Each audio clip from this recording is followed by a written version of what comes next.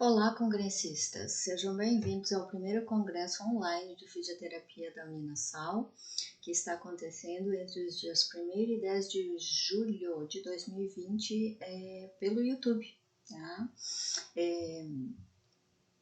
O nosso tema do congresso é funcionalidade e prática terapêutica. Então, nós vamos ter não só profissionais da fisioterapia falando, mas também de outras especialidades. E, em primeiro lugar, eu quero agradecer o grande número de submissões de resumos que nós recebemos para esse congresso, que foi muito positivo. Tá? Então, espero que vocês estejam gostando, espero que vocês estejam se atualizando sobre as informações que aqui estão sendo passadas, e a gente fica disponível para qualquer sugestão que venha a crescer para os próximos congressos, ok? Então, vamos lá. Hoje eu vou falar sobre a análise da funcionalidade na atenção básica. Tá? Então, nesse momento eu não vou falar de uma terapêutica específica em si, e sim como funciona, como é a dinâmica da atenção básica. Como eu sou fisioterapeuta, tá? Eu posso fazer links com a fisioterapia, porém não é especificamente para a fisioterapia, é para os profissionais da saúde que essa palestra está sendo dada. Tá? Então, é um prazer muito grande estar com vocês. Meu nome é Viviane Heck. Gosto muito do que faço, tive a maior satisfação em atender a esse pedido da Uninasal Pituba para ministrar esta palestra, e espero fazê-la com muito êxito, com muito carinho, para todos aqueles que estão interessados em entender um pouco mais como que é a dinâmica, né, da prática terapêutica enquanto atenção básica. Tá? De vez em quando vocês vão escutar uma tossezinha, mas é leve, tá? Então vamos lá. Atenção básica de saúde. Então, o primeiro ponto básico que a gente precisa entender é que a nossa lei orgânica 8.080, ela abrange uma infinidade, né, de terapêuticas e especialidades, e a gente não consegue falar de tudo, muito menos em atenção básica de saúde, que leva a grandes demandas de muitas pessoas. Então, eu escolhi 3 pontos básicos para falar para vocês hoje, que estão mais relacionados com essa funcionalidade na atenção básica. Tá? Então, o primeiro é o SUS e Estratégia de Saúde da Família, tá? Os preceitos do acolhimento e da humanização, que agora estão sendo falados com uma maior frequência, né, no atendimento humanizado, né, nos diferentes setores da unidade de saúde da família, e a atenção domiciliar, que em outros países, principalmente europeus, a atenção domiciliar já é muito desenvolvida. Nós ainda no Brasil estamos engatinhando, tá? Mas eu acredito que, como nós estamos em plena pandemia, tá, de Covid-19, eu acredito que essa atenção domiciliar ela vai ser vista de uma outra forma a partir de agora, tá? Ou a partir de em diante. Vamos esperar, né, observar qual vai ser a dinâmica da saúde no Brasil e ver quais são as repercussões disso. mas acredito que a atenção domiciliar ela vai ser vista de uma outra forma. Por isso que eu achei interessante conversar sobre isso com vocês. Então vamos lá. Alguns itens importantes que nós temos que conhecer dentro de atenção básica, que está relacionado com todos os profissionais de saúde, né? Então tem fisioterapeuta, enfermeiro, fonoaudiólogo, terapeuta ocupacional, nutricionista, médico, psicólogo, né? E as várias especialidades. Né? Os técnicos também, tem os técnicos de enfermagem, os técnicos de odontologia, os odontólogos. Então, eu coloquei essa imagem ao lado mostrando que a atenção básica ela é feita a muitas mãos. Tá? Não tem como nós atendermos a aos usuários ou a todos os pacientes se não for com uma equipe grande e competente. Tá? Então, alguns tópicos importantes, tá? Que a gente tem que entender enquanto atenção básica. Estratégia de saúde da família. Atenção centrada na família, visita domiciliar e vigilância em saúde. Então, a gente vai falar dessa atenção centrada na família, então nas demandas da família, né, e não somente do indivíduo, o acolhimento, então como eu vou acolher esse indivíduo, esse usuário que chega até a unidade de saúde da família ou unidade básica de saúde, tá?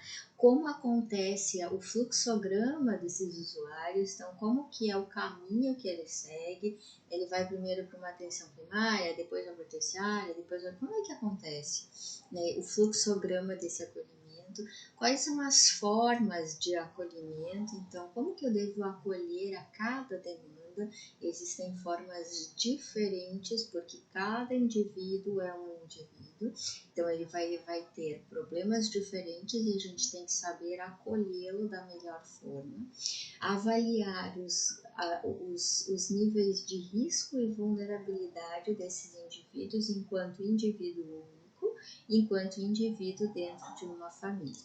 Tá? É importante também a gente entender a humanização, tá?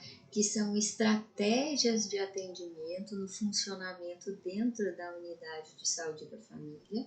Então, a gente deixa de ter aquele atendimento robotizado, tá? Ou sistemático, para ter um atendimento mais humanizado, observando o paciente, o indivíduo, o usuário como um todo. Tá? E a gente tem a atenção domiciliar e visita domiciliar, que na verdade são alguns dos pontos que veio com uma nova, né, abordagem desde 2017, quando teve a reformulação das políticas nacionais de saúde, tá? Na atenção básica. Então, a gente vai falar também da visita domiciliar, como que é a organização, como que é o planejamento, como que é a execução da visita domiciliar, né? Que existem fichas domiciliares, existem sistemas de informação, então redes informatizadas com todas as informações de cada integrante de cada família, né? E a atenção domiciliar, de um papel de atribuições do cuidador, da equipe, elaboração e aplicação do plano terapêutico singular. Então, como isso acontece enquanto atendimento dentro da casa do indivíduo, tá? Então, no domicílio, tá? Então, toda a avaliação, tanto do doente quanto, né, dos aspectos que influenciam ou que trazem repercussões para a manutenção da saúde desse indivíduo e como que a família lida com isso. Tá? Então, também é dado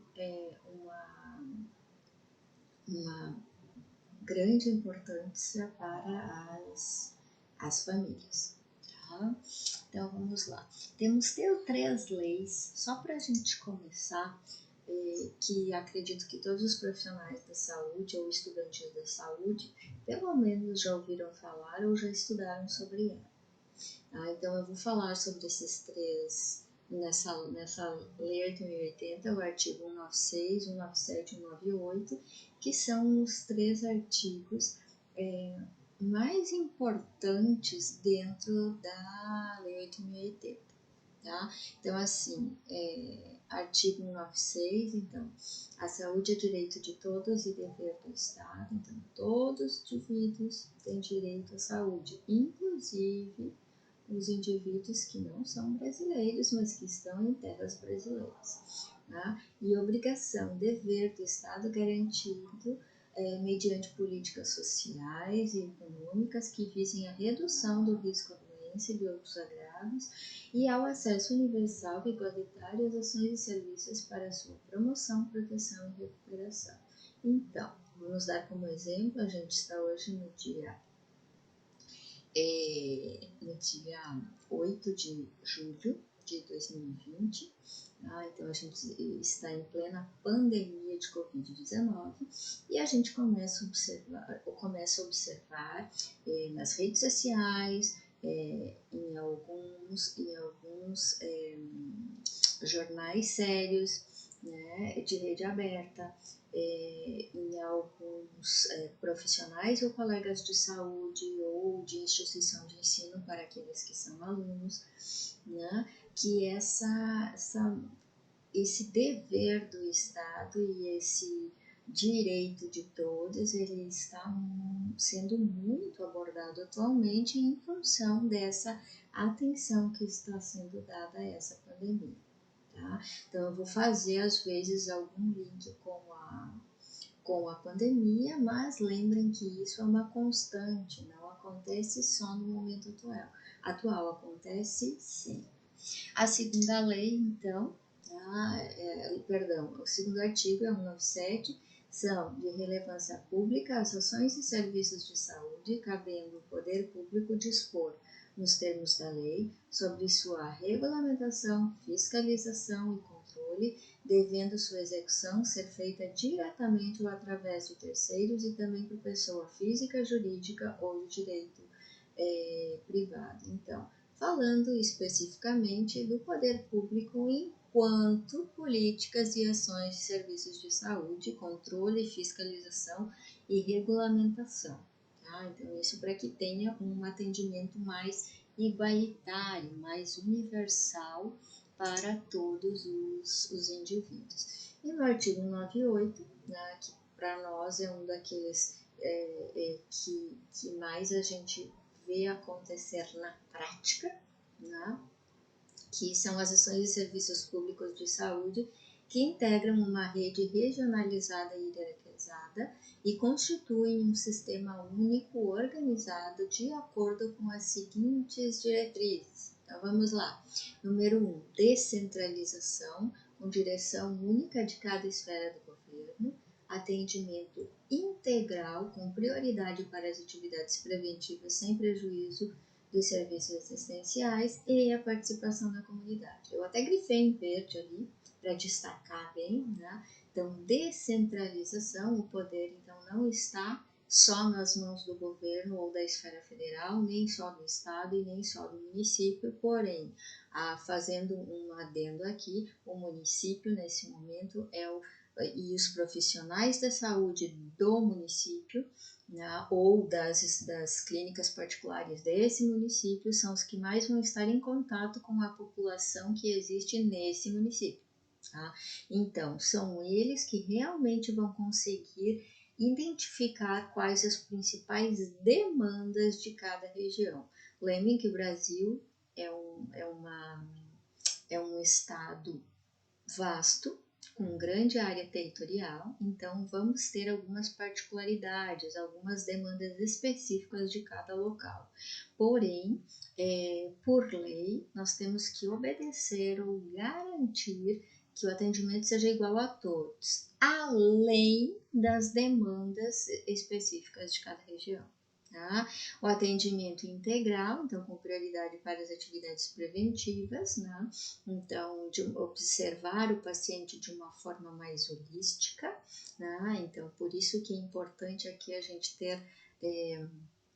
ter sempre a noção de que nós profissionais de saúde, não é só a nossa categoria que trabalha, são várias categorias dentro da área de saúde.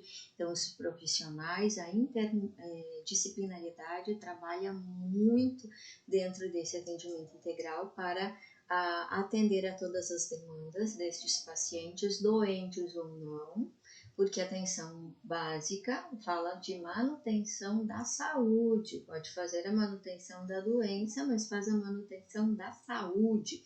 Então, de quem não está doente e não quer adoecer. E é o que nós queremos, cada vez mais aumentar essa atenção básica para que menos pessoas cheguem na atenção secundária e na atenção terciária. Lembrem que se ela chega direto na atenção secundária e terciária, porque elas já estão mais adoecidas. E é isso que a gente não quer, tá? E por último, né, o item 3, né, do artigo 98, a participação da comunidade, que deve ser efetiva. Tá? Então, a comunidade deve participar efetivamente do funcionamento das unidades básicas de saúde, das estratégias de saúde da família, dos núcleos de atenção à saúde da família. Por quê?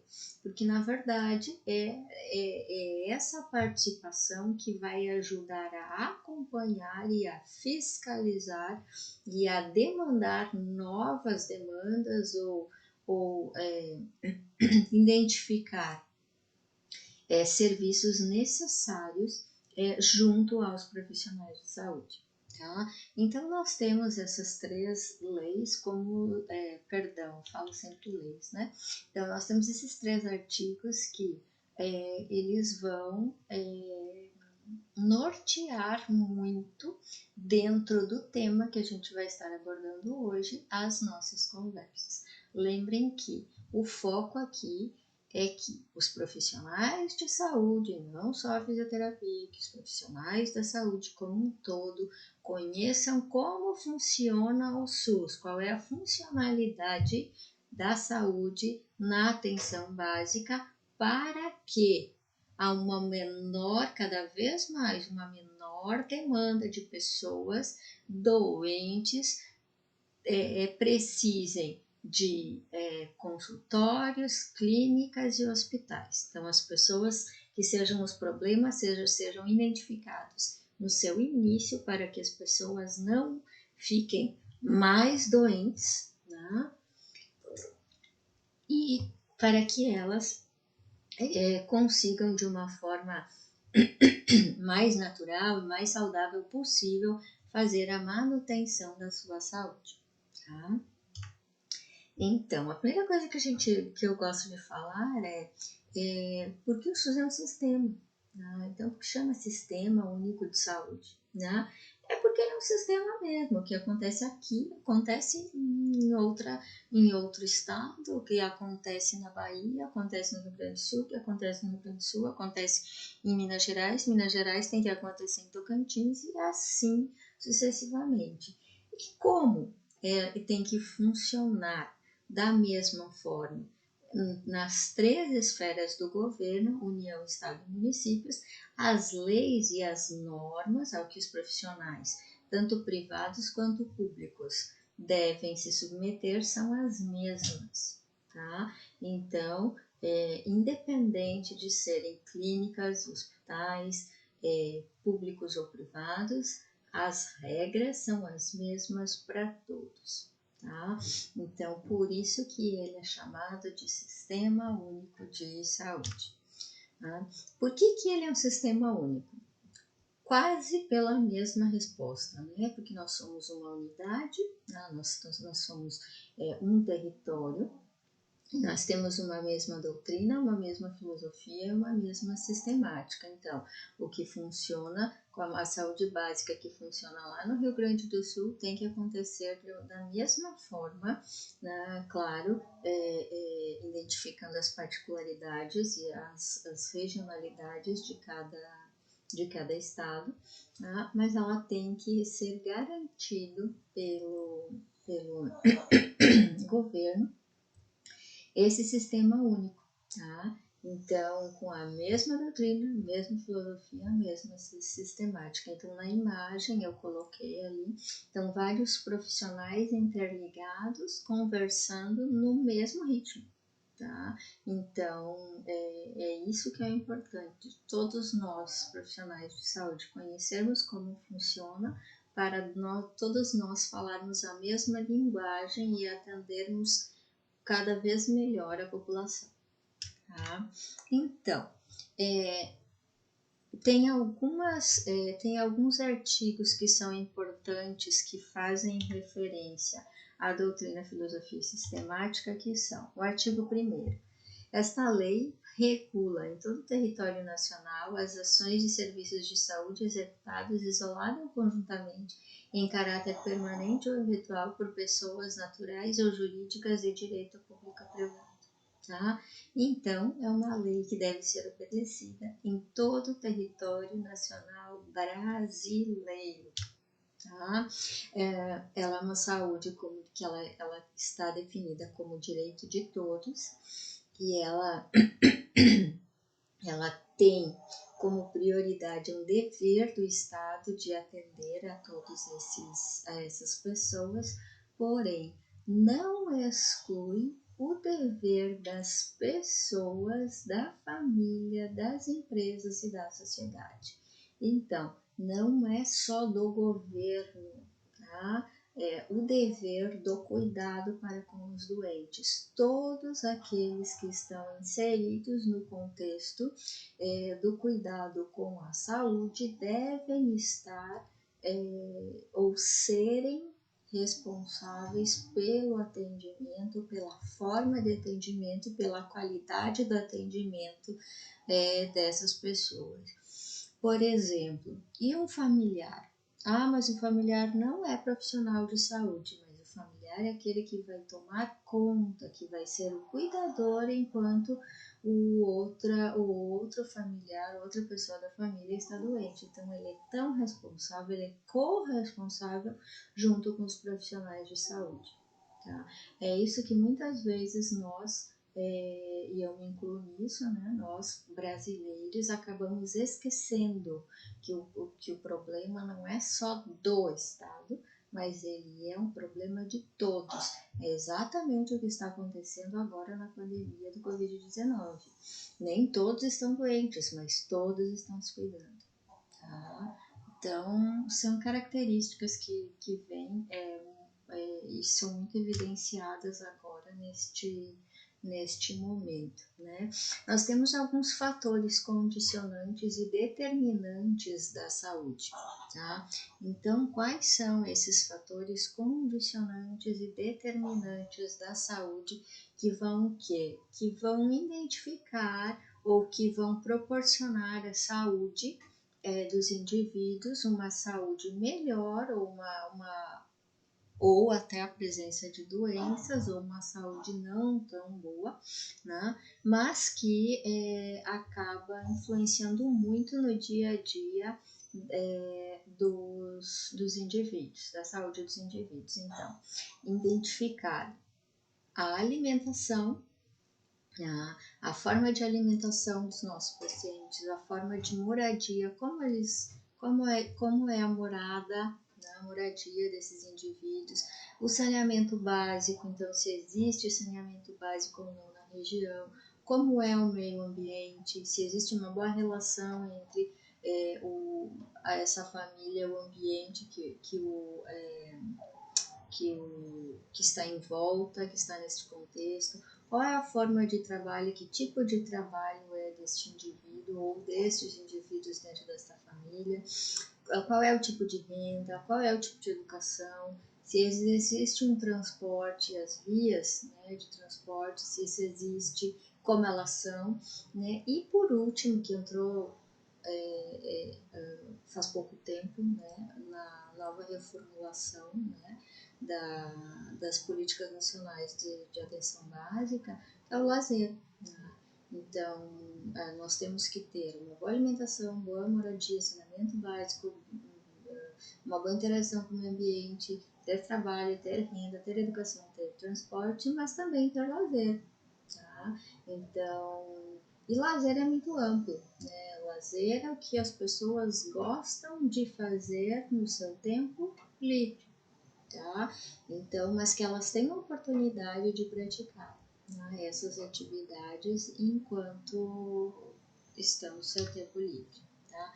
Então, alguns princípios do SUS que a gente rege, né, para começar a falar sobre como no funcionamento dessa atenção básica, então são os princípios ideológicos e os, ou doutrinários e os princípios organizacionais. Eles foram divididos assim, né, ainda na Lei Orgânica da Saúde, em 1990, né, com base no artigo 198 da Constituição Federal de 1988. Por que eu coloquei, né,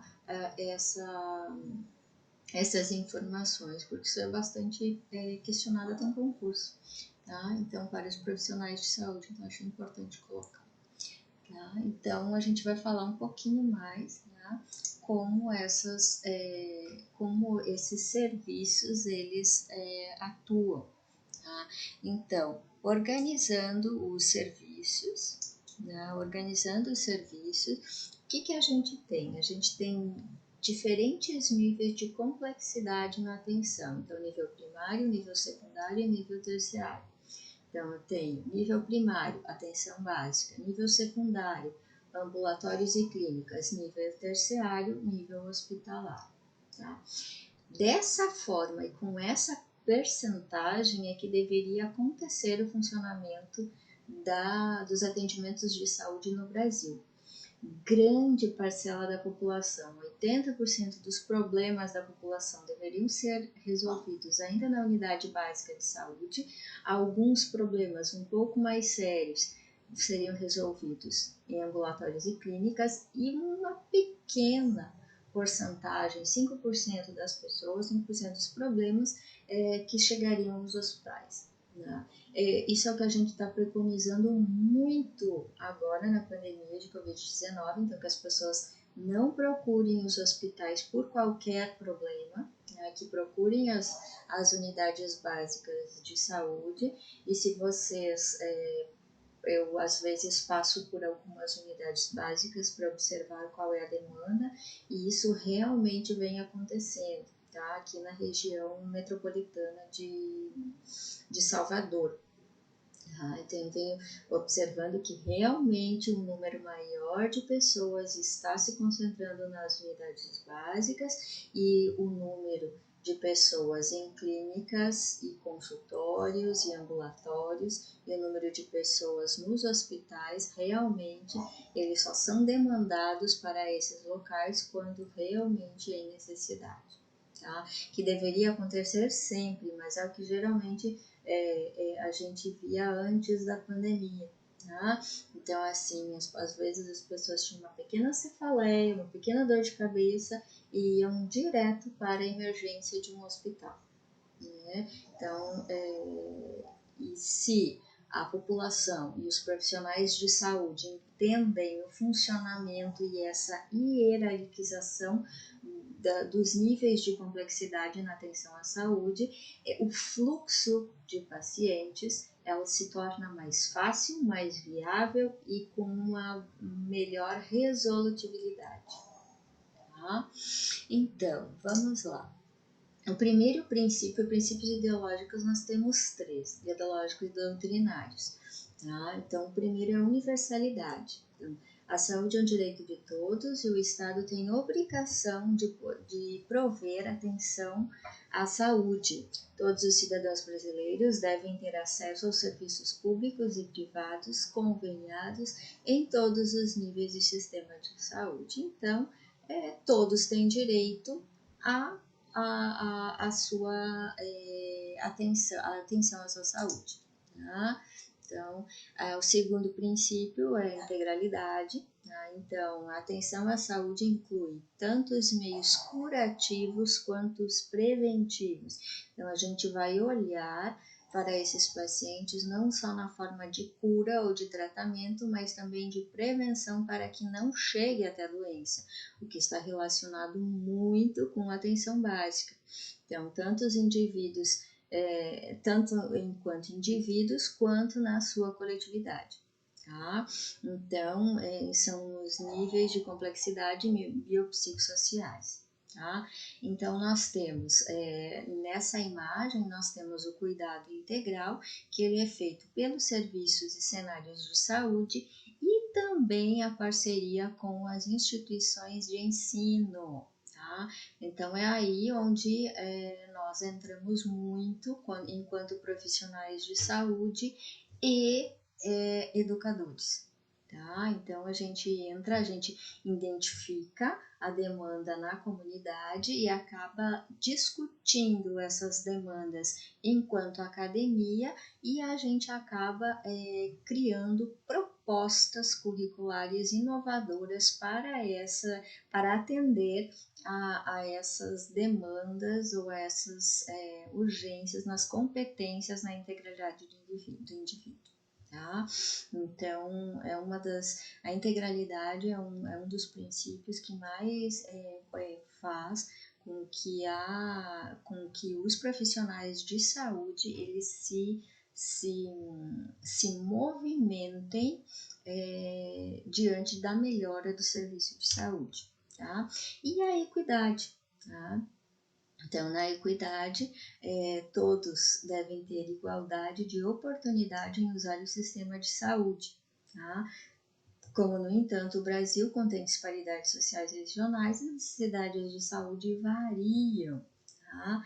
Então, para garantir a igualdade, é preciso reconhecer as desigualdades. Eu coloquei ali grifado. Tratar diferente os diferentes para reduzir as diferenças. Olhando assim, né, numa passada rápida de olho, não, mas não teria que ser igual? Não, não teria. Eu coloquei duas imagens embaixo ali, ó. Então, são pessoas que elas são pessoas diferentes, mas elas têm o mesmo objetivo. Tá? Então, a gente precisa fornecer ferramentas, subsídios, abordagens que consigam atendê-las no seu mesmo objetivo. Então, tem pessoas que vão precisar de mais ajuda na saúde, tem pessoas que vão precisar de menos ajuda na saúde, tem pessoas que vão precisar, que não vão precisar de saúde, só de uma atenção aos cuidados e à manutenção da saúde. Tá? Então, da mesma forma como a gente está vendo na imagem. Então, tem 3 meninos, né, aí que querem ver o jogo, mas eles têm alturas diferentes. Se eu der a mesma ferramenta para eles, nem todos vão conseguir atingir o objetivo, justamente porque foi dado ferramentas iguais para necessidades diferentes. Tá? Então, o que a gente consegue observar na segunda imagem, né? Que foram dadas as ferramentas corretas e foram sanadas as demandas das pessoas que as têm, né? Com a sua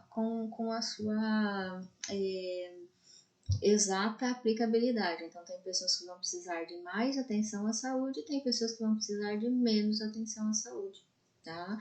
Então, para quem não me conhece, né,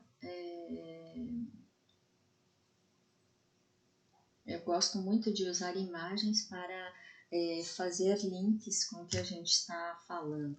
Tá? Então, além dos princípios doutrinários, né, ou ideológicos, nós temos os organizativos, tá? Então, aqueles são os mais práticos. Então, como que isso acontece? A gente temos leis, para dizer como deve acontecer, mas também nós temos a parte mais prática, então como isso deve acontecer e como que isso deve acontecer. Então nós temos que atender a população tem direito à saúde, as demandas são muitas e o número de pessoas é enorme. Então como que a gente vai fazer para atender a todos da melhor forma? Tá? A Lei 8.080 é como se fosse a nossa lei maior, a nossa lei magna, tá? Porém, é importante lembrar que como o Brasil é um país de grande extensão territorial, além do que vai ser dado a todos por igualdade, também é necessário que as particularidades, as regionalidades de cada estado sejam levadas em consideração. Tá? Então, dos princípios organizativos, então, esses 4, tá, que eu vou falar aqui são os que a gente mais identifica na prática, ainda mais se a gente fala de atenção diretamente ao paciente. Então, primeiro, regionalização e hierarquização. Então, a rede de serviços organizados conforme o nível de complexidade, área definida e população a ser atendida. Então, identificar quais os níveis de atendimento, as pessoas que precisam de atendimento da atenção básica, da atenção secundária ou da atenção terciária de saúde. Tá? Resolutividade, tá? Ou resolubilidade, tá? Também a rede de serviços que deve ser capaz de solucionar todos os problemas de saúde da população. Tá? Então, as demandas daquele indivíduo ou daquela família devem ser atendidos e devem ser solucionados. Então, se o grau de complexidade da doença é maior, tem que se resolver em mais instâncias. Se o grau da doença é menor, né, talvez só na atenção básica já se consiga sanar essa demanda. Geralmente a gente consegue solucionar os problemas de saúde da população com ações de vigilância, né? Então, observar para que a doença não aconteça, dados epidemiológicos que são identificados de 6 em 6 meses pelas unidades básicas de saúde e enviadas para Estado e União, e sanitária, vigilância também sanitária, né, que é uma constante, né. Nesse tópico eu gosto de dizer que constante é igual a boa conscientização, né, a gente sempre deve estar informando, né, quais as melhores práticas e cuidados em saúde e manutenção da saúde. Tá? E a atenção propriamente dita, né, quando o indivíduo já está doente, então como que vamos fazer para dar a atenção necessária a esse paciente. A descentralização, então, são as responsabilidades quanto às ações e serviços de saúde, inclusive de financiamento, tá?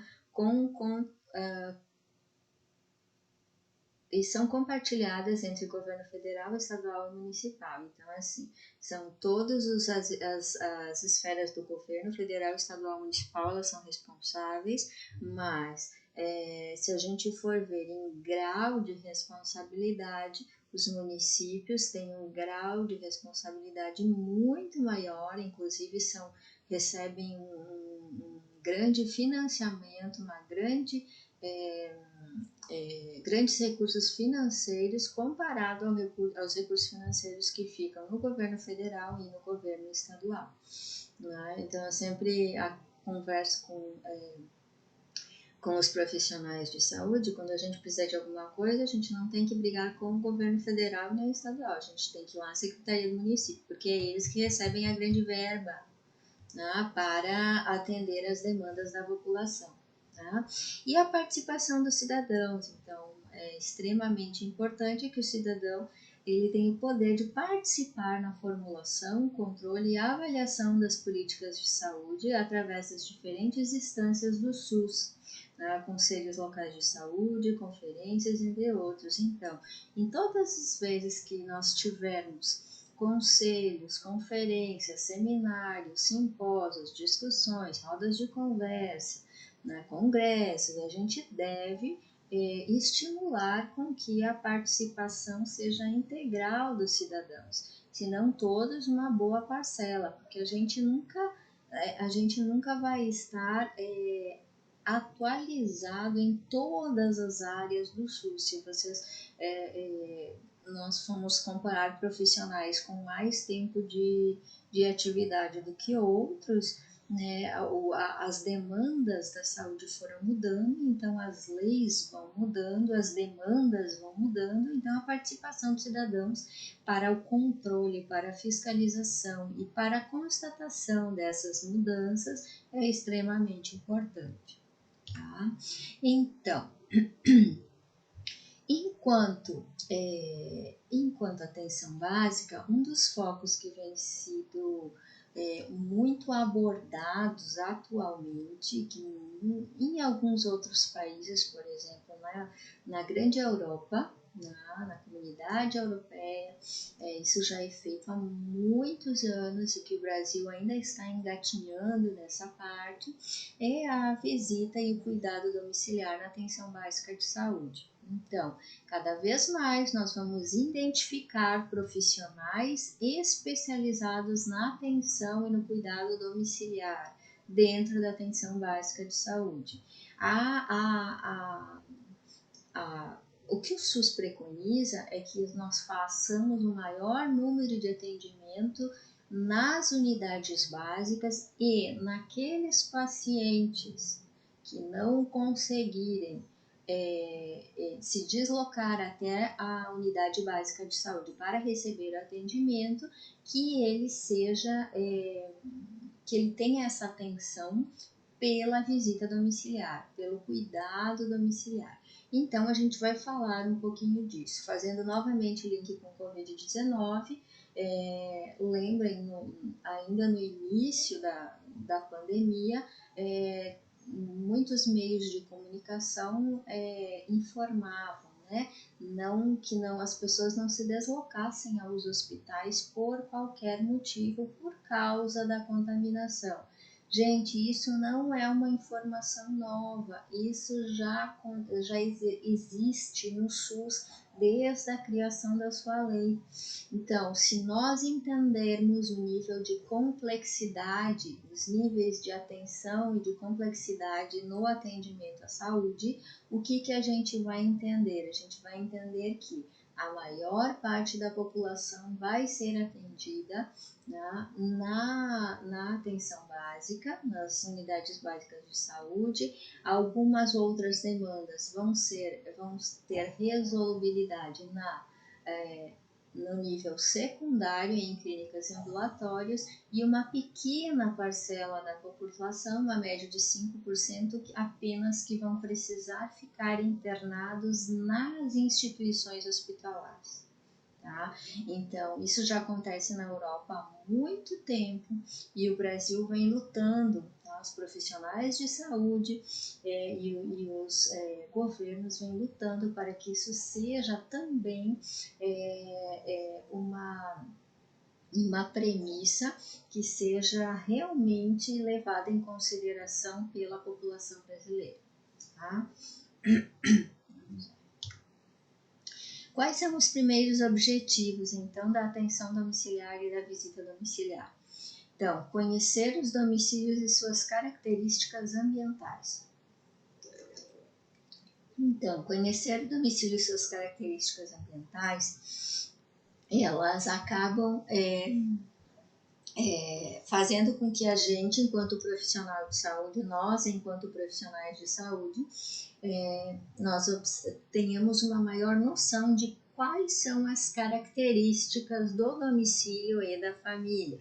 Verificar a estrutura e organização familiar. É uma família numerosa ou uma família de poucos integrantes?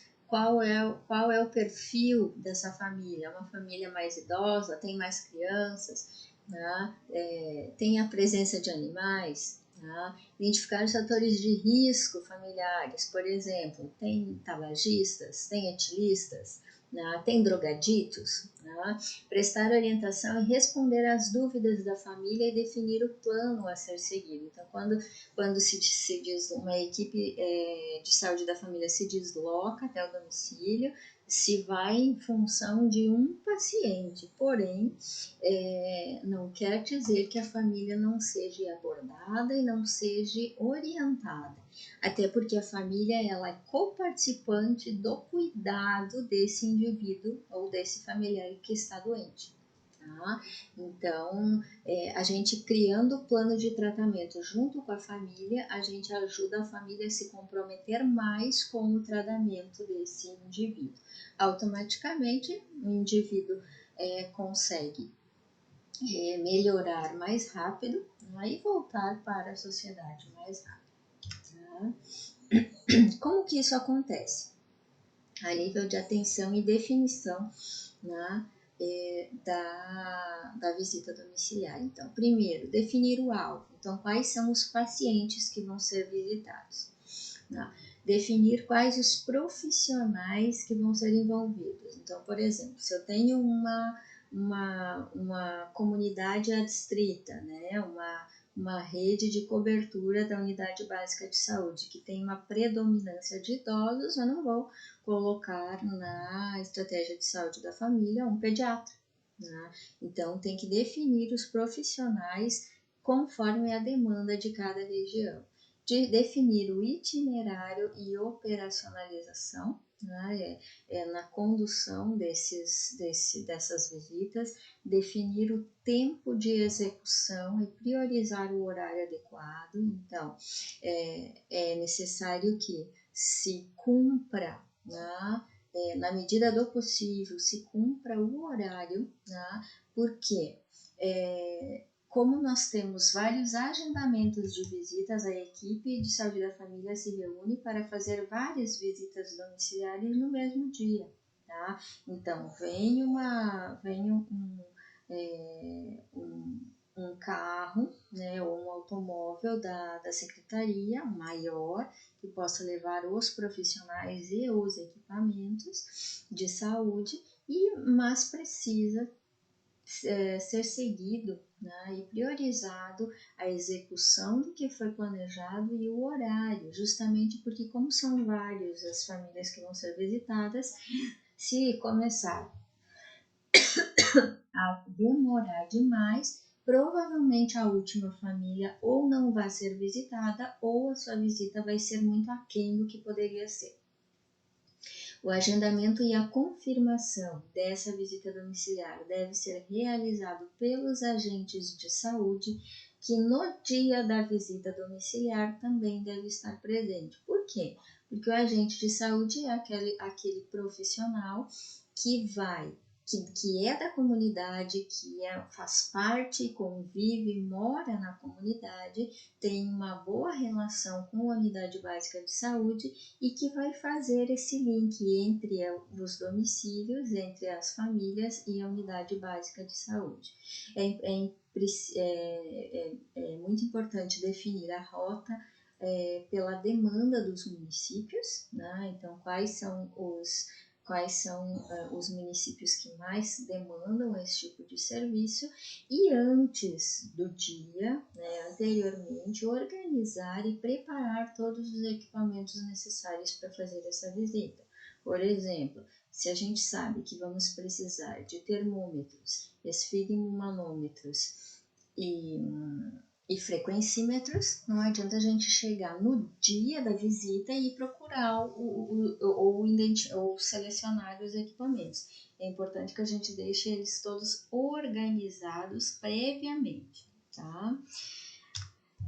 E como que ela se dá? Tá? A visita domiciliar propriamente dita. Então, ela é uma tecnologia de interação no cuidado da saúde e conhecimento das condições de vida e estabelece o quê? Um rompimento do modelo hegemônico centrado na doença.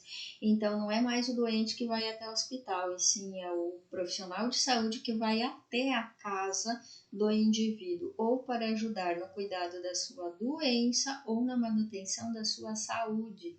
Tá?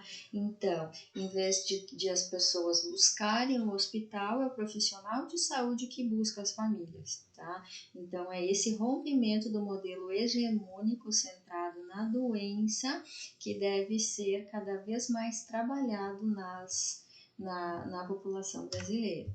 Tá? A visita domiciliar ela tem um âmbito, né, maior de atenção domiciliar, que é todo um planejamento, uma organização, né, dos profissionais envolvidos, quais as demandas, o que é necessário para a criação de vínculos com essas famílias e o atendimento domiciliar propriamente dito. Tá? Então, vai ter aquelas famílias que não vão ter doentes, tá? Então, ele já vão ser visitas domiciliares de acompanhamento da saúde dessa família e vão ter pessoas que vão ter doentes e os doentes vão estar internados no próprio domicílio. Tá? Então, fazendo com que, por exemplo, os níveis de infecção hospitalar diminua, porque essa pessoa não vai estar no hospital, e o aspecto psicoemocional vai estar melhor, porque esse doente vai estar próximo à família. Além disso, a família vai ser coparticipante do cuidado desse paciente. Então, quando a família ou o cuidador, eles são coparticipantes no planejamento e na manutenção dos cuidados desse paciente ou desse doente, eles vão aprendendo, então a população vai se educando automaticamente, ela vai aprendendo mais sobre a sua própria saúde, sobre a saúde dos integrantes de sua família. Então, num geral, né, de uma forma geral, né, todas as pessoas vão ganhar, vão ser beneficiadas com essa forma de cuidado na atenção à saúde. Então, essa é uma forma de representação esquemática da atenção à visita domiciliar e suas modalidades. Tá? Então, na modalidade internação domiciliar e visita domiciliar. Tá? Quais são as principais ferramentas para se realizar uma visita domiciliar? Então, a primeira coisa que nós, profissionais de saúde, temos que ter em mente é que a gente tem que atender aos objetivos de atenção primária, que a gente falou lá em cima. Não sei se vocês lembram, vou colocar aqui os objetivos. Então, conhecer domicílio e suas características ambientais, verificar a estrutura e organização da família, identificar fatores de risco familiares e prestar orientação, responder a dúvidas da família e definir o plano a ser seguido. Tá? Então, esses objetivos devem estar muito ser lembrados o tempo todo pelos profissionais de saúde. Ok, e quais as ferramentas para fazer isso? Tá? Então, a primeira coisa, né, melhorar o atendimento continuado. Então, uma das ferramentas para a visita domiciliar é que, se a gente consegue acompanhar os objetivos, a gente vai dar mais continuidade ao tratamento ou ao acompanhamento do indivíduo doente ou da família que é saudável. Promover a interação do cuidado à saúde, então vai ter uma maior interação dos profissionais da saúde no mesmo momento, falando com o mesmo doente e com a mesma família. Então, vão ser, se a gente fizer traçar um paralelo com o que a gente geralmente vê na atualidade, O doente vai visitar, por exemplo, o médico clínico, depois vai no nutricionista, depois vai no fisioterapeuta, depois vai no psicólogo, né? Isso demanda, né, um tempo muito maior e além de recursos financeiros, além de disponibilidade da família para levar o doente. Então, são é uma inversão, né, do fluxo e contrafluxo de pacientes e profissionais. Então, no momento que todos esses profissionais estão unidos, sanando e interagindo com o cuidado da saúde da população e da família, tudo isso é resolvido no mesmo momento. Então, se torna mais prático, tá? E além de mais prático, mais resolutivo. Tá? Além disso, uma das ferramentas é criar vínculos com os indivíduos e a família. Criar vínculos em relação à saúde o que quer dizer isso? Tá? Não é pegar o contato, pegar o telefone, o e-mail, não é isso. Criar o vínculo é a família saber que se ela procurar essa estratégia de saúde da família, ela vai conseguir sanar as suas demandas. Então, eu vou procurar a fisioterapeuta Viviane lá na estratégia de saúde, porque eu sei que o problema vai ser resolvido. Né? Ou vou contatar a enfermeira da unidade básica de saúde, vou receber uma visita domiciliar da equipe de saúde da família, porque eu sei que o problema vai ser resolvido. Então, isso é criar vínculo em saúde. Tá? Identificar as necessidades e vulnerabilidades de cada indivíduo, tá? E realizar a proteção, a promoção, a reabilitação à saúde e prevenção de doenças, tornando isso um cuidado mais ampliado e resolutivo, tá?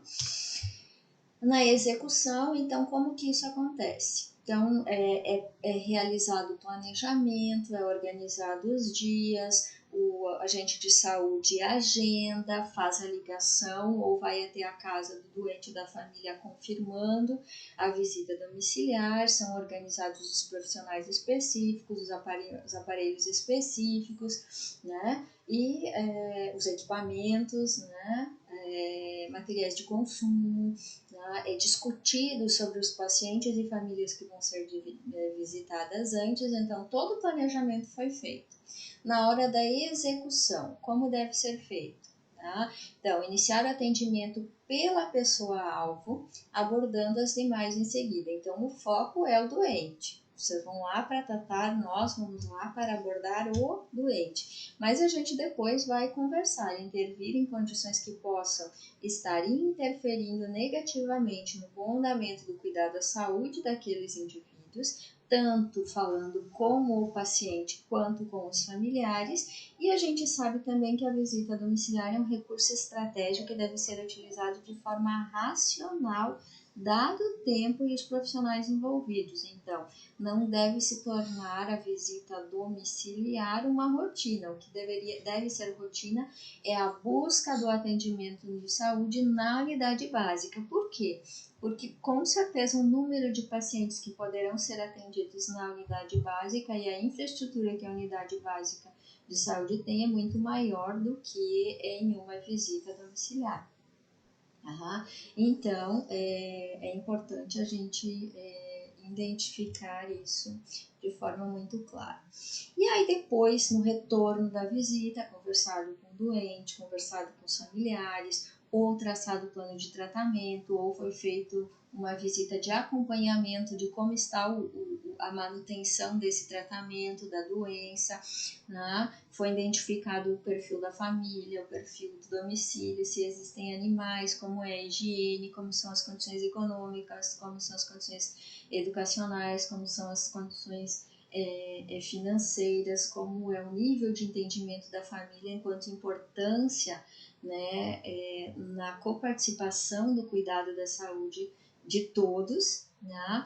Aí é feito todas as abordagens com cada profissional, né, e sua especialidade, e ao final, no retorno dessas visitas, é feita uma reunião nessa própria equipe, né, que fez a visita domiciliar, e aí eles vão tabular, eles vão constatar o que eles conseguiram evidenciar com essa visita. Então não adianta simplesmente ir lá e só fazer a visita, tudo tem que ser registrado e documentado para que se tenha um acompanhamento real dos atendimentos. Tá? Então, quais são os principais pontos que devem ser abordados em relação aos resultados? Primeira coisa, os objetivos que foram traçados nessa visita domiciliar foram atendidos? Então, por exemplo, o paciente estava em casa, ele conseguiu falar com o médico, ele conseguiu ter a avaliação do nutricionista, ele conseguiu receber orientações do fisioterapeuta, ele estava fazendo um bom acompanhamento do tratamento traçado, né? O preparo e organização da visita domiciliar foi de forma adequada?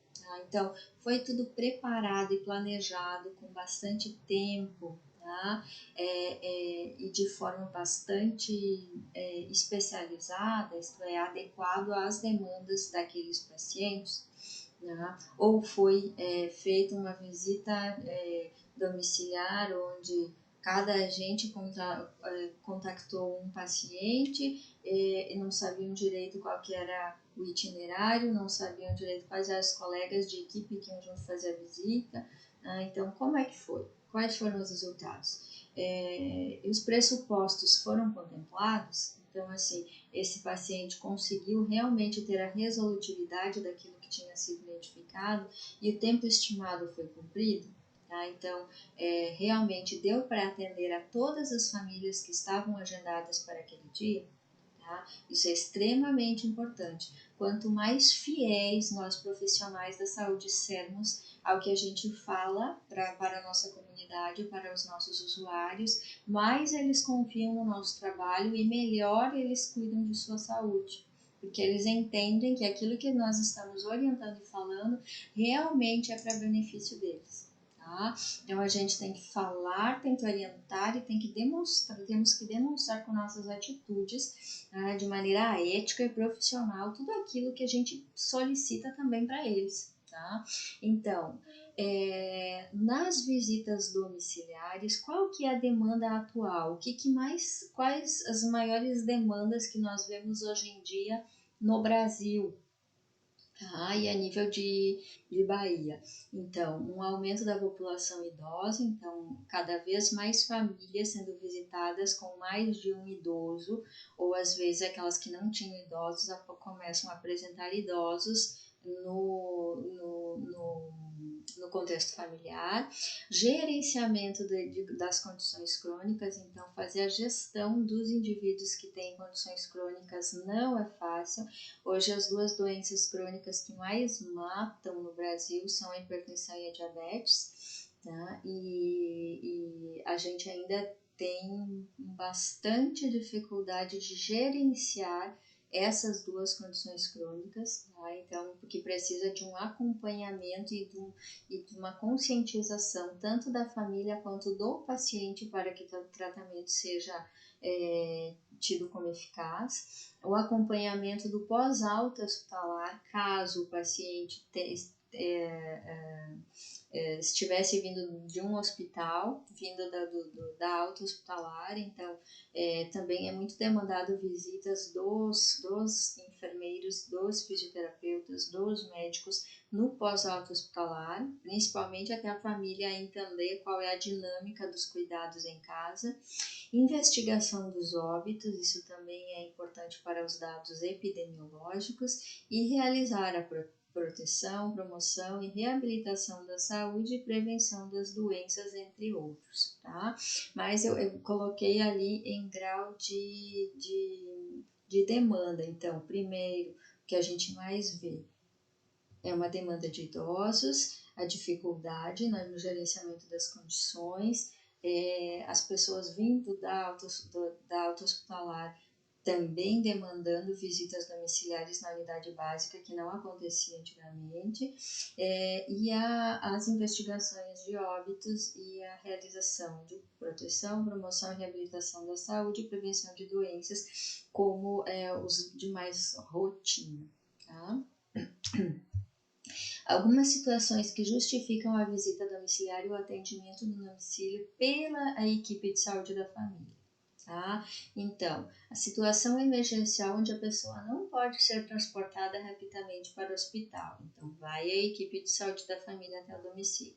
Atendimentos de situações ou doenças agudas que incapacitam o indivíduo de ir até a unidade básica de saúde. Seu deslocamento do domicílio até a unidade básica de saúde. Intercorrências dos pacientes crônicos em fase terminal ou internação domiciliar, né? Então aqui a gente coloca muito principalmente pacientes terminais, então doença renal, DPOC, câncer, então são situações que acabam demandando realmente muitas visitas domiciliares, tá? Idosos acamados ou que moram sozinhos, tá? É até importante falar, paciente que mora sozinho não pode fazer internação domiciliar, porque não vai ter ninguém cuidando dele. Tá? O enfermeiro, o fisioterapeuta, o médico não pode estar lá todo dia. A visita domiciliar ela é feita de semana em semana, de 15 em 15 dias, de mês em mês, né? Mas, então, isso é bem importante. Às vezes, o idoso não quer, ele mora sozinho, não quer que ninguém o acompanhe. Então, é complicado. Então, nessa situação, é encaminhado para o hospital, ele vai ficar internado no hospital.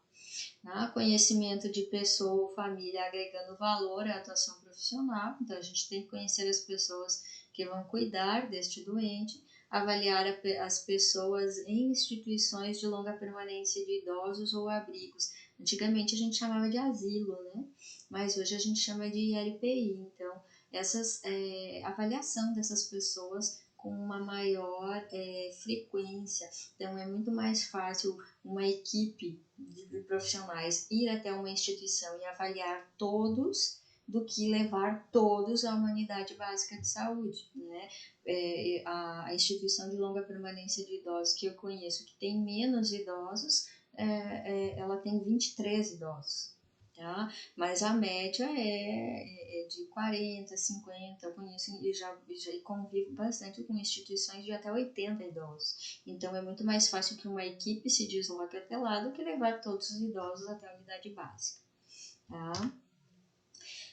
Quais as dificuldades da visita domiciliar pela estratégia de saúde da família?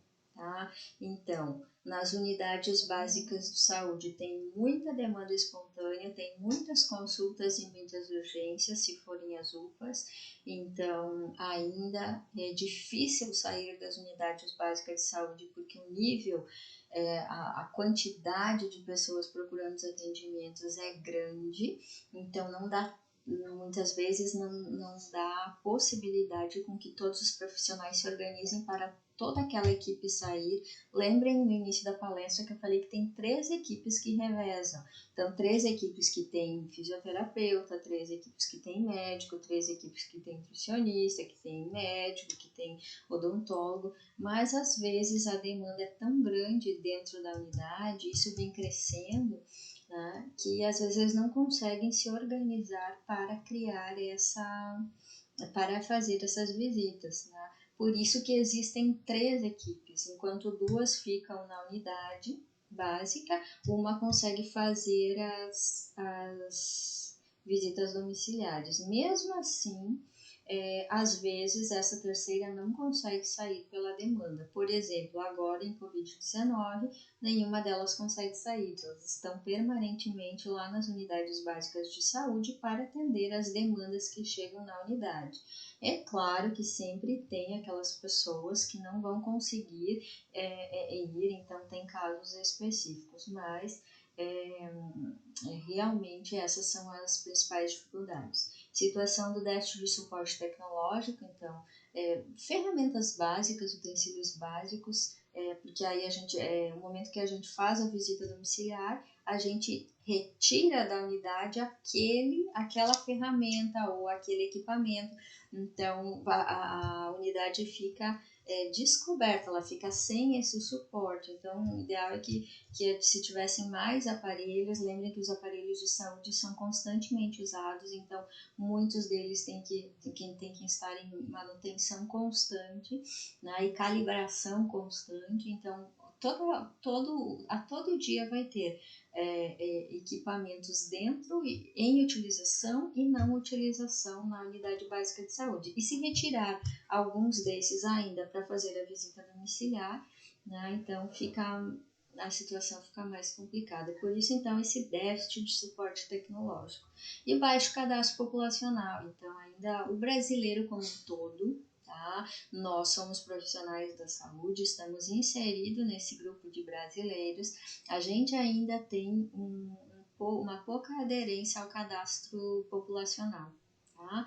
Então, assim, a gente tem a nossa cultura de registros de qualidade ainda não é uma cultura. Tá? Então, ainda a gente tem o cadastro populacional, ele é feito, mas às vezes é feito, e às vezes não é feito. E quando é feito, ainda às vezes é feito de forma ou errônea ou incompleta. Tá? Então, assim, nesse aspecto, eu gosto muito de ter como exemplo os portugueses, né? Que são muito metódicos nessa questão de registro, né? das informações. Então, realmente, se a gente fizer um registro de qualidade, a gente sempre vai ter informações reais, né? O que vai fazer com que a gente tenha decisões, né? E decisões sobre o cuidado dessas famílias, desses doentes, de uma maneira mais assertiva. Tá? E o que é importante, então, de tudo isso que a gente conversou, o que é importante a gente lembrar? Tá? Delimitar o problema qual for solicitada a visita domiciliar. Então, tem que saber por que a gente foi lá, o que foi solicitado aqui, tá? Determinar a expectativa do núcleo da família em relação à visita domiciliar. Então, o que a família espera, tá, do nosso atendimento enquanto equipe de visita domiciliar. Determinar o papel de cada membro da equipe frente à solicitação. Então, cada profissional deve estar sendo demandado, né, para os atendimentos específicos, não organizar uma equipe com profissionais que não vão ser demandados nessas visitas. Compreender como a pessoa e a família lidam com a condição que a acomete. Então, como o doente lida com a sua doença e como a família lida com a doença do familiar, isso é extremamente importante. E orientar a dinâmica familiar para conviver com doenças e situações crônicas. Tá? Então, isso é uma constante, apesar das informações. Por exemplo, isso é muito clássico em relação à hipertensão e diabetes. Então, hipertensão, né? A baixa ingesta de sal ou no diabético, a baixa ingesta de açúcar. Tá? Então, assim, essas orientações, elas são muito básicas, mas tem que ser constantes, o tempo todo falando, até com que a família e o doente tenham a consciência, né? Não só que eles saibam que isso é importante não fazer, mas que eles tenham a consciência de que a não ingesta desses alimentos vai trazer uma boa saúde para eles. Então, a gente consegue fazer um melhor controle e acompanhamento dessas doenças. Tá? Muitas vezes é muito mais difícil essa conscientização do que propriamente a manutenção da doença. Tá? Então, aqui tem algumas referências. Vocês viram que na palestra eu coloquei várias referências, então algumas estão distribuídas ao longo dos slides, né? E eu agradeço, né, com uma frase de Aristóteles que eu acho muito, muito importante para nós da área da saúde, que a felicidade e a saúde são incompatíveis com a ociosidade. Então, quem ama a área da saúde e abraçou a área da saúde sabe que nunca vai nunca vai ficar parado, sempre vai ter o que fazer. Trabalho é o que mais tem. Tá? Então, aí algumas demandas surgem diferentes, outras são sanadas e a gente vai discutindo, compartilhando, tá? E de uma forma sempre muito agregada em equipe. Cada vez mais a gente tem que saber trabalhar e reconhecer o trabalho em equipe, que é muito melhor do que o trabalho individual e isolado com os pacientes. Um grande abraço a todos vocês, eu agradeço pela oportunidade e se alguém tiver interesse em conversar mais sobre alguns dos assuntos ao qual eu trabalho, é só procurar na plataforma Lattes. Tá? Então lá está todo o meu currículo, tá? Então tem todas as informações, tá? Que a fisioterapeuta Viviane Reck trabalha. Tá? Grande abraço, tá? Tchau, tchau.